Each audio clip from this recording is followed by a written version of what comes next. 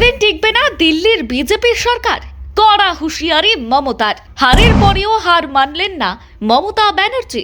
বিধানসভায় হারের পর কালীঘাট থেকে তীব্র হুঙ্কার ছাড়ছেন প্রাক্তন মুখ্যমন্ত্রী। মমতার নিশানায় কি এবার দিল্লি? সাম্প্রতিক নির্বাচনে ধাক্কা খেলেও তৃণমূল কংগ্রেস যে লড়াইয়ের ময়দান ছেড়ে সরে দাঁড়াতে রাজি নয় তা আরও একবার স্পষ্ট হয়ে গেল কালীঘাটের গুরুত্বপূর্ণ দলীয় বৈঠকে।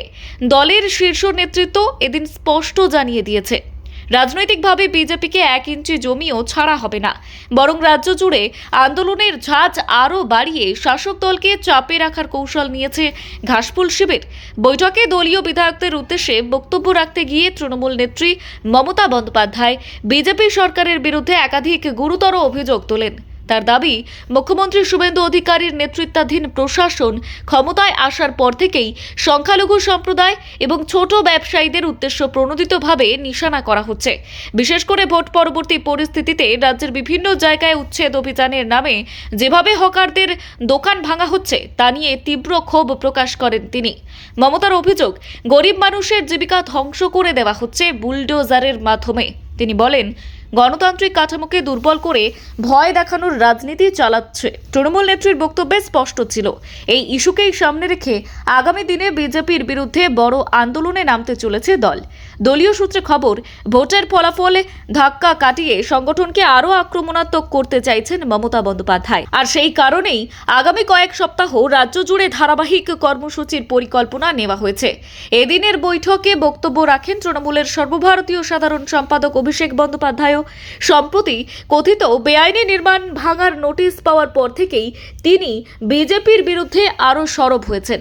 বৈঠকের মঞ্চ থেকে সরাসরি মুখ্যমন্ত্রী শুভেন্দু অধিকারীকে নিশানা করে অভিষেক বলেছেন, এসব ধমকে চমকে আমাকে ভয় দেখানো যাবে না।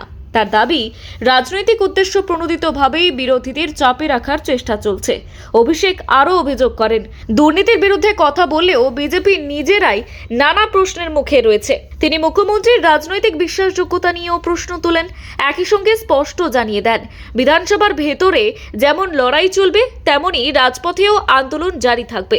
একদিকে ভোট পরবর্তী হিংসা নিয়েও এবার সরব হয়েছে তৃণমূল কংগ্রেস। কলকাতা সহ হাওড়া রাজ্যের বিভিন্ন জেলায় অগ্নিসংযোগ, ভাঙচুর এবং রাজনৈতিক সংঘর্ষের ঘটনায় অভিযোগ তুলে কলকাতা হাইকোর্টের দ্বারস্থ হয়েছে দল। তৃণমূলের দাবি, পরিকল্পিতভাবে তাদের কর্মী সমর্থকদের উপর হামলা চালানো হচ্ছে এবং একাধিক কর্মীর মৃত্যু হয়েছে।